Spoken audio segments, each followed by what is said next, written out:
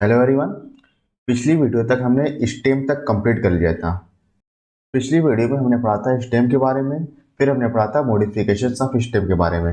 इस वीडियो में पढ़ेंगे हम लोग लीफ के बारे में। देखिए, जो लीफ होता है ये डेवलप कहाँ होता है? ये डेवलप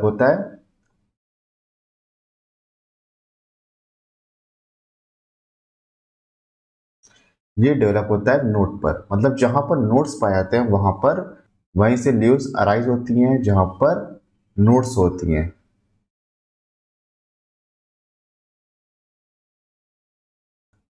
जो लीव्स होती हैं ये शूट एपिकल मेरिस्टेम से अराइज होती हैं। आप मेरिस्टेम के बारे में पढ़ेंगे चैप्टर 6 में। एपिकल मेरिस्टेम वो होते हैं जो कि टिप पर पाए जाते हैं। अगर शूट की टिप पे पाए जाएंगे तो इसको इनको बोलेंगे हम लोग shoot apical meristem. Shoot apical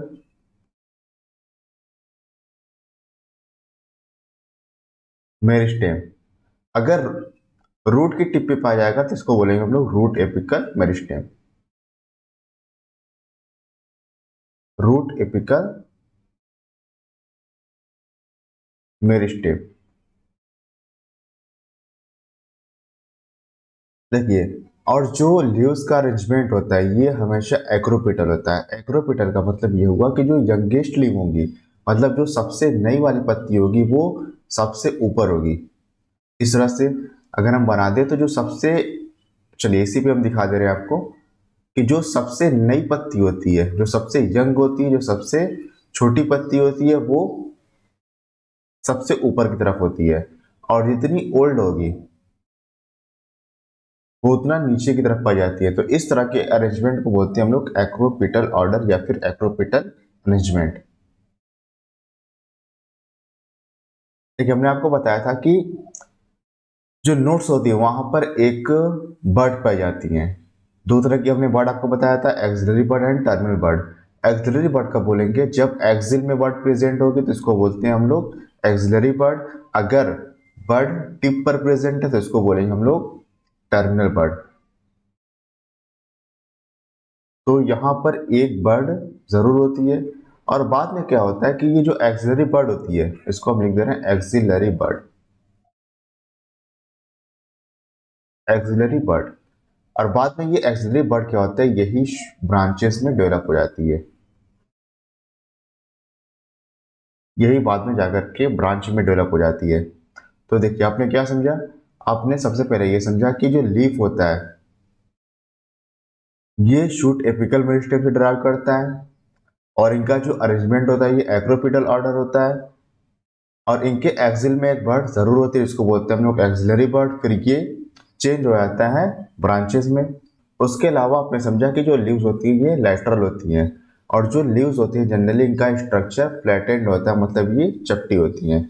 तो देखिए, लीफ के बारे में पढ़िए। The leaf is a lateral, ये लैटरल होती हैं।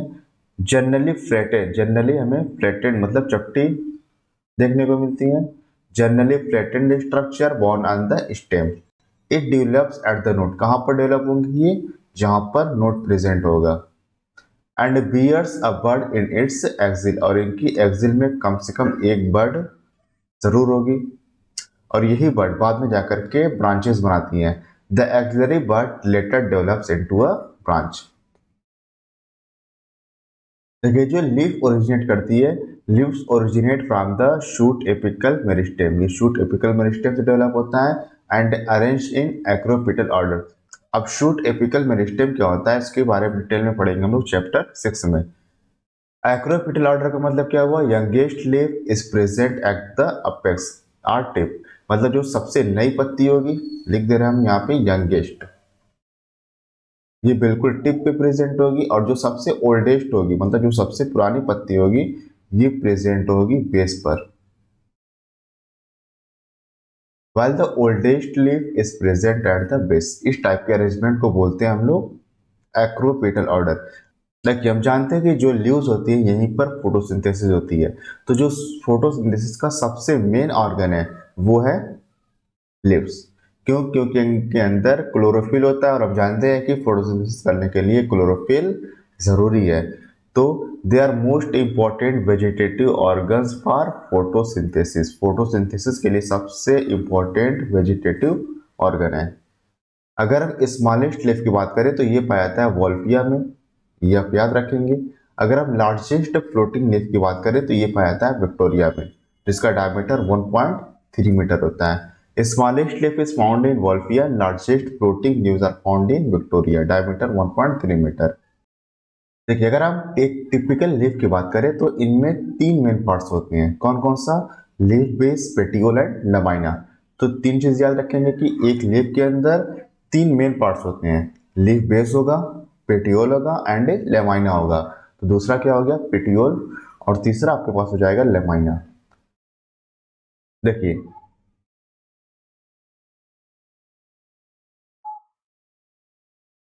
ये हो गई लीफ आपकी। ये जो आपको मार्जिन दिखाई दे रही है, इसी को बोलते हैं हम लोग, इस पूरे मार्जिन को बोलेंगे हम लोग लेमाइना, या फिर इसको बोलते हैं हम लोग लीफ ब्लेड। ये हो जाएगा लेमाइना।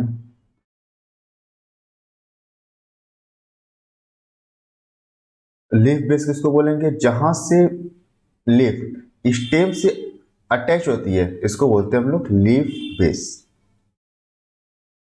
और जो डंडी हमको देखने को मिलती है ये वाली, इसको बोलते हैं हम लोग पिटियोल या फिर मेसोपोडियम, इसको बोलेंगे हम लोग पिटियोल। अब देखिए, जो लीफ बेस होता है, यहां से दो लीफ लाइक स्ट्रक्चर अराइज होते हैं, जिसको बोलते हैं हम लोग स्टिप्यूल। तो इस स्ट्रक्चर को बोलेंगे हम लोग स्टिप्यूल। अगर स्टिप्यूल प्रेजेंट होगा तो उस लीफ को बोलेंगे हम लोग स्टिपुलेट। अगर स्टिप्यूल एब्सेंट होगा तो इस लीफ को बोलते हैं हम लोग एक्स स्टिपुलेट। तो लीफ बेस के, तो लीफ की आपने पढ़े कि एक टिपिकल लीफ के अंदर तीन मेन पार्ट्स होते हैं। कौन कौन सा? Leaf base, petiole and lamina. Leaf base वो पार्ट होता है जो कि स्टेम से, जहां से अटैच होती है पत्ती, उसको बोलते हैं हम लोग लीफ बेस। पिटियोल क्या होता है? जो आप डंडी देखते हैं उसको बोलते हैं हम लोग पिटियोल। और लमाइना क्या होता है? लमाइना जो आपको मार्जिन देखने को मिलती है, उसको बोलते हैं हम लोग लमाइना।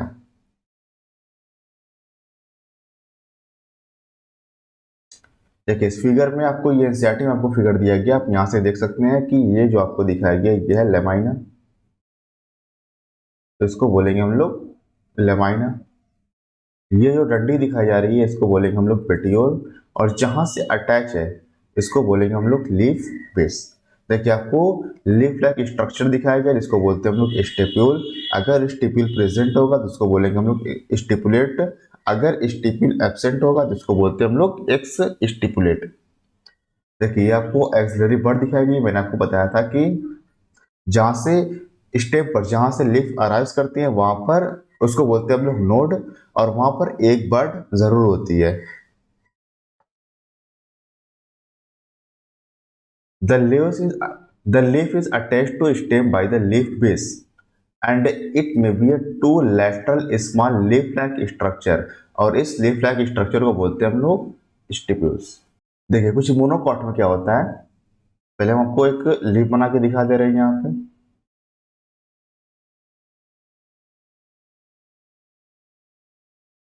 जो लीफ बेस होता है ये कभी कभी एक्सपेंड कर जाता है, तो इसको हम लिख रहे हैं लीफ बेस।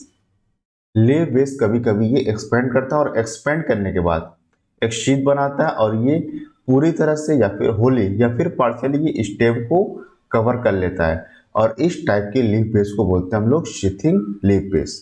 तो मोनोकॉट में आपने क्या समझा? कभी कभी जो लीफ बेस होता है ये एक्सपेंड करता है, और एक्सपेंड करने के बाद स्टेम को पार्शियली या फिर होली, पूरी तरह से ये स्टेम को कवर कर लेता है, और इस टाइप की लीफ बेस को बोलते हैं हम लोग शीथिंग लीफ बेस। कहाँ प्रेजेंट होगा? मोनोकॉट में। एग्जाम्पल क्या मोनोकॉट का? जैसे कि maize, sugar cane, banana and grass. पढ़िए, in monocotyledons the leaf base expands into a sheath covering stem partial या wholly. Such leaf bases are called sheathing leaf base, और इस टाइप की लीफ बेस को बोलते हैं हम लोग शीथिंग लीफ बेस।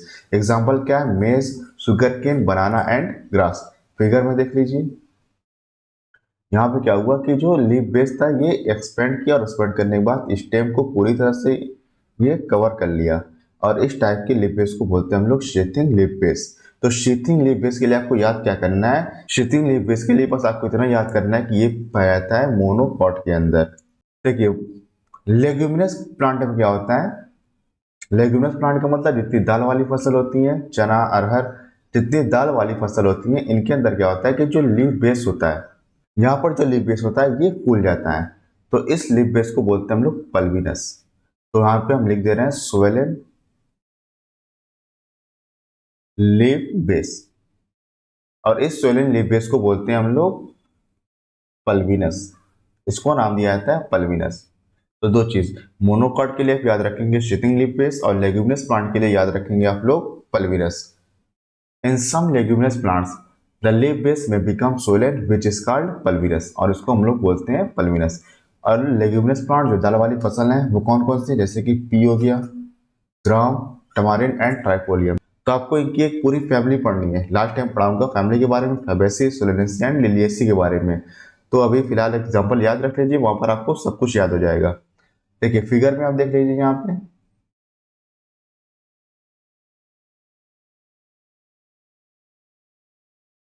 देखिए लीफ बेस आप यहाँ पे देख सकते हैं कि ये स्वेल कर गया, इसी को बोलते हैं हम लोग पल्विनस। देखिए यहाँ पे देखिए लीफ बेस स्वेल कर रहा है, इसको बोलते हैं हम लोग पल्विनस।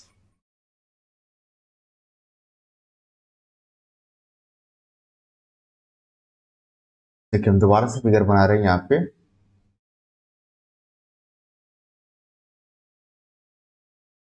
चलिए अब नाम बताइएगा आप, इनमें नाम किसका नाम क्या है, इसका नाम क्या होगा जिससे अटैच है, इसको बोलेंगे हम लोग लीफ बेस। आप भी जान गए होंगे, इसका नाम है लीफ बेस।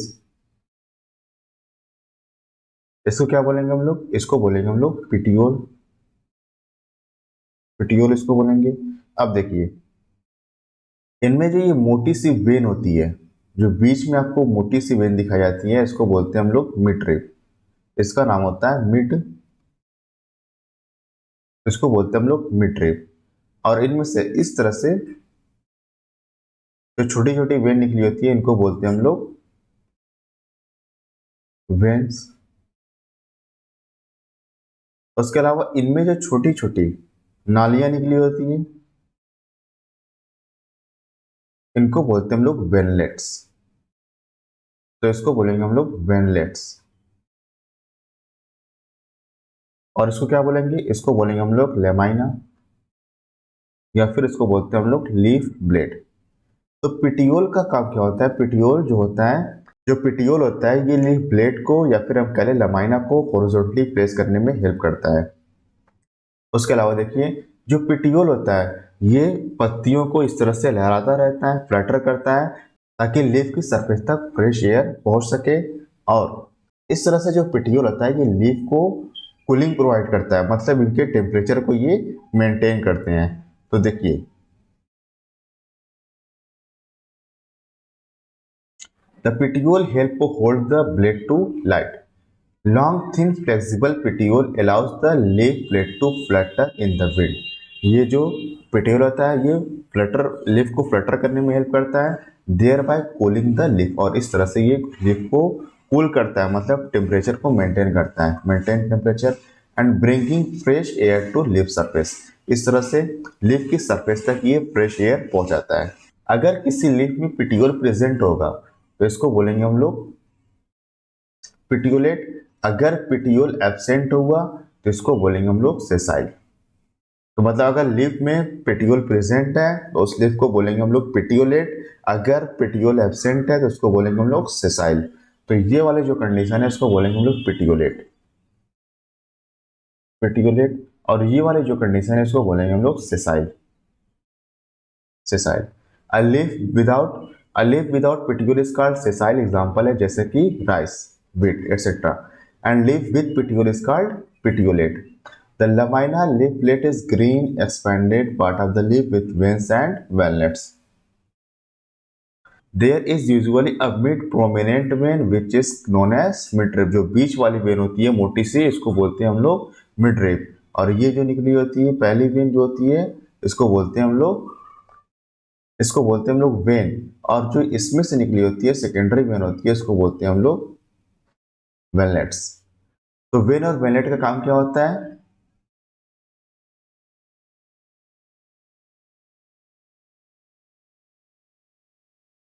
इनका काम होता है ये चैनल प्रोवाइड करते हैं। लीफ के अंदर क्या हुआ? लीफ के अंदर फोटोसिंथेसिस हुई। फोटोसिंथेसिस में क्या बना? ग्लूकोज बना। और हम जानते हैं कि ग्लूकोज प्लांट के हर पार्ट को चाहिए, तो इन्हीं वेन्स के थ्रू, इन्हीं वेनलेट्स के थ्रू पहुंचाया जाएगा वेन में, और वेन के थ्रू पहुंचाया जाएगा मिड में, फिर यहाँ जाता है पिटियोल में, पिटियोल के थ्रू ये फिर स्टेम के थ्रू अलग अलग पार्ट में इसको ट्रांसपोर्ट किया जाता है। तो मेन काम क्या हुआ वेन और वेनलेट का? ये एक तो लीफ को रिलेटिव प्रोवाइड करते हैं, उसके अलावा ये चैनल की तरह काम करते हैं, वाटर को, मिनरल को, फूड को ट्रांसपोर्ट करने में हेल्प करते हैं। Veins provide rigidity to the leaf plate and acts as the channels of transport for water, minerals and food materials. देखिए जो लीफ का शेप होता है, ये जो मार्जिन होती है, इनका जो अपेक्स होता है, ये अलग अलग लीफ के अंदर अलग अलग होता है। तो अगर हम बात करें तो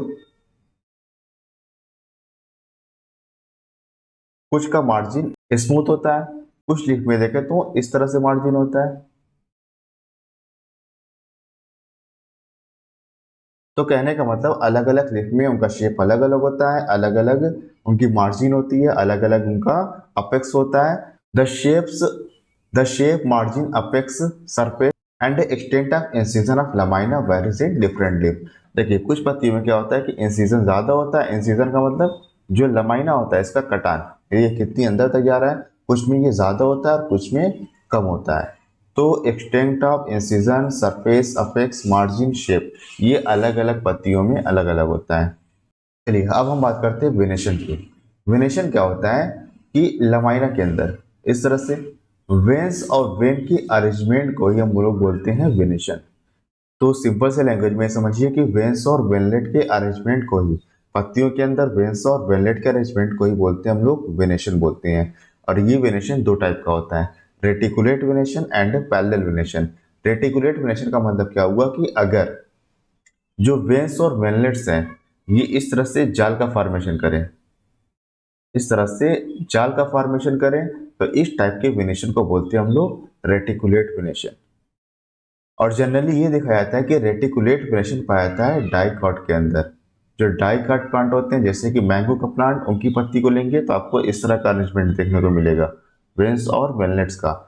तो इस अरेंजमेंट को बोलते हैं हम लोग, इस टाइप के अरेंजमेंट को बोलते हैं हम लोग रेटिकुलेट वेनेशन। दूसरा हमारे पास है पैरेलल वेनेशन। पैरेलल वेनेशन का मतलब क्या हुआ कि अगर हम इनकी लीफ लेंगे तो इनमें जो वेन्स और वेनलेट का अरेंजमेंट होगा कुछ इस तरह से होगा, एक दूसरे के ये पैरेलल होंगे, इसलिए इसको बोलते हैं हम लोग पैरेलल वेनेशन। तो इसको बोलेंगे हम लोग पैरेलल वेनेशन। और जनरली ये देखा जाता है कि पैरेलल वेनेशन पाया जाता है मोनोकॉट के अंदर, ये पाया जाता है मोनोकॉट के अंदर, इसको बोलेंगे हम लोग पैरेलल वेनेशन। तो दोबारा समझिए कि वेनेशन का मतलब क्या हुआ कि लीफ के अंदर वेन और वेनलेट्स के अरेंजमेंट को बोलते हैं हम लोग वेनेशन। दो टाइप का होता है, reticulate venation and parallel venation. Reticulate venation कहाँ पाया जाता है? रेटिकुलेट वेनेशन कब बोलेंगे हम लोग? अगर वेनलेट्स और वेन नेटवर्क का फॉर्मेशन करे, मतलब ये जाल बनाए, तो इसको बोलेंगे हम लोग रेटिकुलेट वेनेशन। जनरली ये देखा जाता है कि रेटिकुलेट वेनेशन डाइकॉट के अंदर पाया जाता है। दूसरा हमारे पास है पैरेलल वेनेशन। पैरेलल वेनेशन कब बोलेंगे? जब वेन्स पैरेलल चलेंगे एक दूसरे के, इस टाइप के अरेंजमेंट को बोलेंगे हम लोग पैरेलल वेनेशन। और जनरली ये देखा जाता है कि पैरेलल वेनेशन पाया जाता है मोनोकॉट के अंदर। देखिए लैंग्वेज में देख लीजिए आप। Venation. The arrangement of veins and venlets in the lamina of leaf is termed as venation. When the venlets form a network, the venation is termed as reticulate. देखिए आपको एनसीईआरटी का फिगर दिखाया गया, आप यहाँ पे देख सकते हैं इस तरह से। देखिए यहाँ पे देखिए, और इनमें आपको बहुत सारे नेटवर्क्स देखने को मिल रहे होंगे। तो इस टाइप की वेनेशन को बोलते हैं हम लोग reticulate venation. When the veins run parallel to each other within a lamina, the venation is termed as parallel.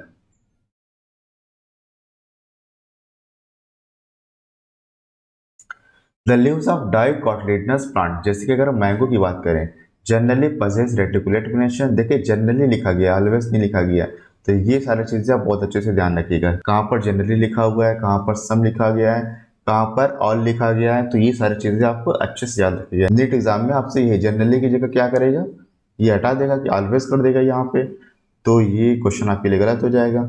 Leaves of dicotyledonous plants mango generally possess reticulate venation, while parallel venation is characteristic of most monocotyledonous plants, जैसे कि wheat हो गया, rice हो गया।